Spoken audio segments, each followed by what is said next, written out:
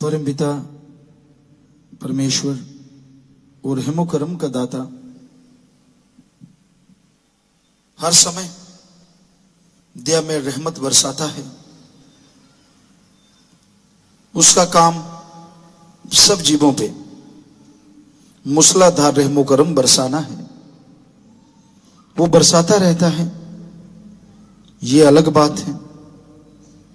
जैसा बर्तन वैसी ही उसकी रहमत उसमें आया करती है। उदाहरण के तौर पे जैसे बरसात होती है, किसी के पास 200 ml का गिलास है, किसी के पास 500 ml का, कोई 1 लीटर, कोई 2 लीटर, कोई 5 लीटर और कोई 100 लीटर का बर्तन रखता है। तो जैसा बर्तन है वैसी उसमें बरसात आ जाया करती है। उसी तरह इंसान की जैसी भावना होती है, जैसी श्रद्धा होती है, वैसा ही उसको मिलता है। जैसे ख्यालों का स्वामी जैसी भावना रखता है, वैसा ही वो मालिक से हासिल कर लेता है। और जब इंसान को दुख दर्द परेशानियां झेलनी पड़ती हैं, तब वो रोता चिल्लाता है, तब परेशान होता है, अपने कर्मों की तरफ ध्यान ना देके फिर भी भगवान को उल्हाने देता है, जो कि बिल्कुल ही गलत है। इंसान के अपने अपने कर्म हैं। जैसे कर्मों की खेती बोओगे वैसी एक दिन फसल काटनी होगी। बबुल का पेड़ लगाने से उस पे आम नहीं होते। उसी तरह कर्म जैसे करोगे वैसा भरना होगा एक दिन। इसलिए बुरे कर्म ना करो। बाकी जैसी आपकी भावना है, जैसे विचार हैं, वो फल आपको मिलना है। मालिक कभी किसी से कुछ छुपा के नहीं रखते। बाकी इंसान की सोच पे निर्भर है। जैसी सोच कोई रखता है वैसा ही फल उसे मिला करता है।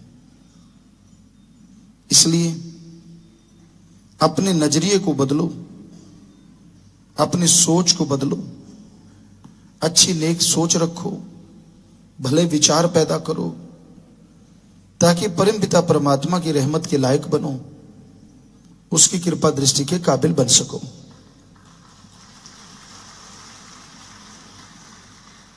और जब इंसान मालिक से बेधड़क मांगता है तो मालिक भी बेखौफ उसे बख्श देता है। इतनी खुशियां बख्शता है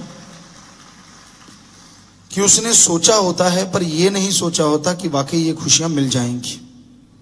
बिन मांगे मोती मिले और मांगे मिले ना भीख।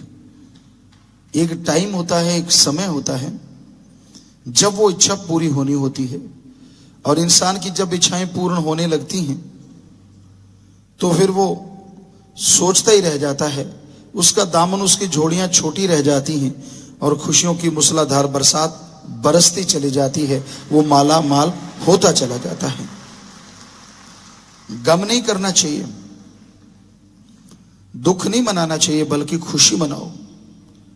इंसान को जो मिला वो सोच से परे मिला, और जो मिलेगा वो भी सोच से परे मिलेगा।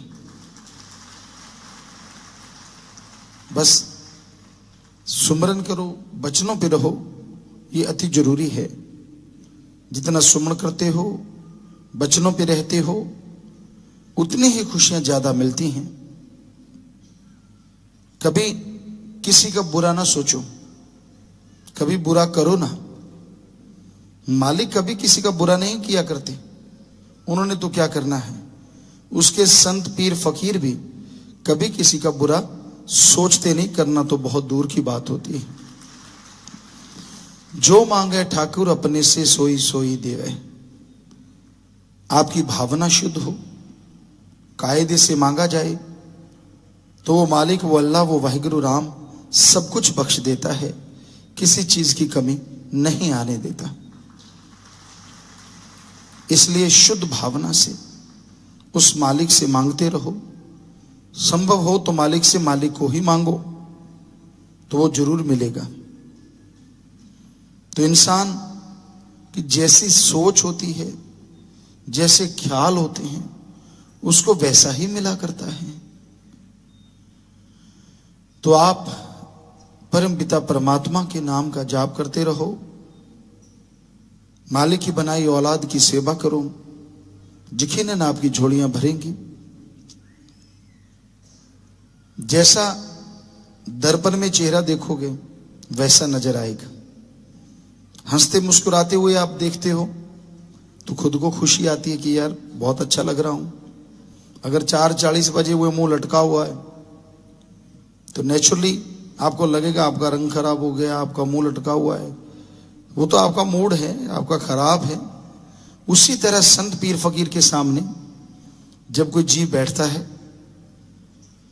ठीक है इंसान को गम होते हैं, दुख होते हैं, परेशानियां होती हैं, तरह तरह की चलती रहती हैं। ये तो जीवन है और जीवन कर्म भूमि पे चलता है और कर्म भूमि में तरह तरह के कर्म इंसान को भोगने ही पड़ते हैं।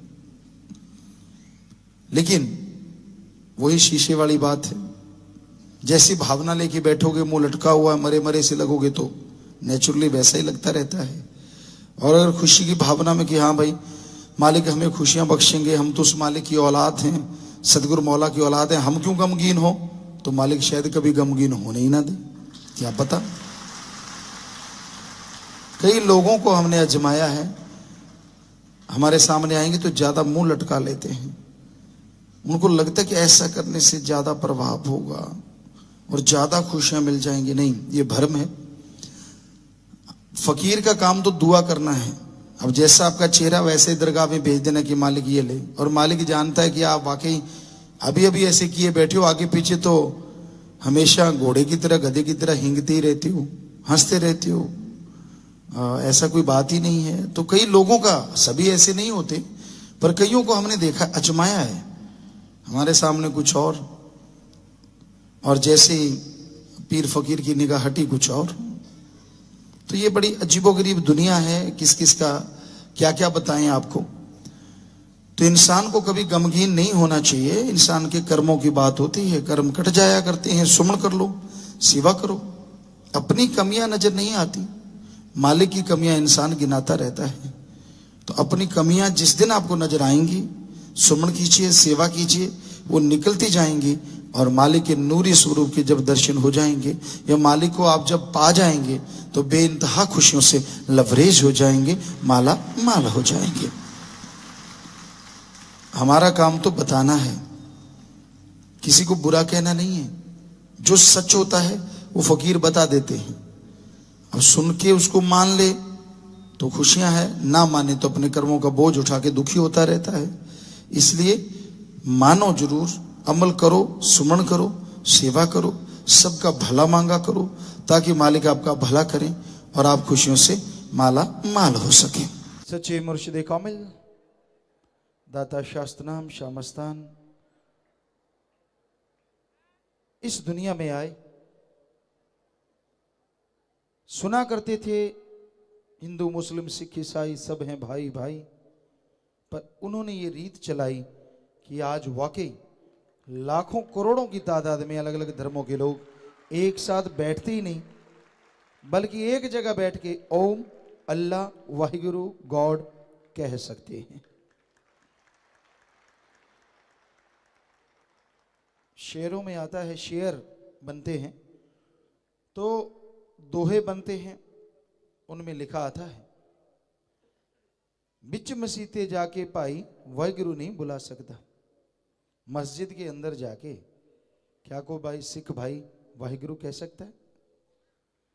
बिच मंदिर के जाके कोई अल्लाह हो नहीं गा सकता, और बिच गुरुद्वारे दे कोई गॉड गॉड नहीं गा सकता, और गिरजाघर में कोई जाके टलियां नहीं बजा सकता। मतलब ये कायदा है, आप एक जगह जाएंगे तो वैसा ही धर्मानुसार सुन सकते हैं, उन अल्फाजों का इस्तेमाल कर सकते हैं जो वहाँ प्रयोग में लाए जाते हैं। लेकिन ये शास्त्र नाम शाह मस्तान जी दाता रहबर ने ऐसी जगह बनाई, या सभी सूझबान हैं।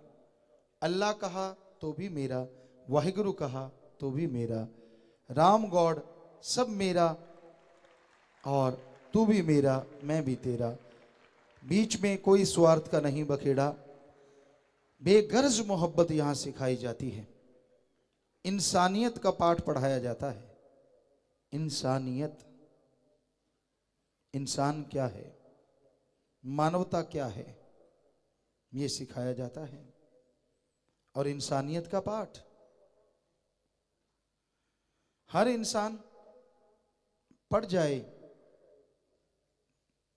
तो बेइंतहा खुशियों के काबिल बन जाए। इंसानियत ही सिखाती है कि अगर आप इस पल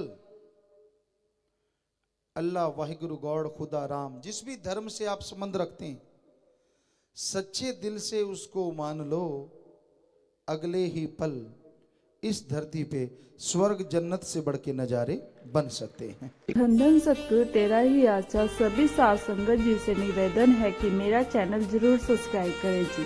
धन धन सतगुरु तेरा ही आसरा।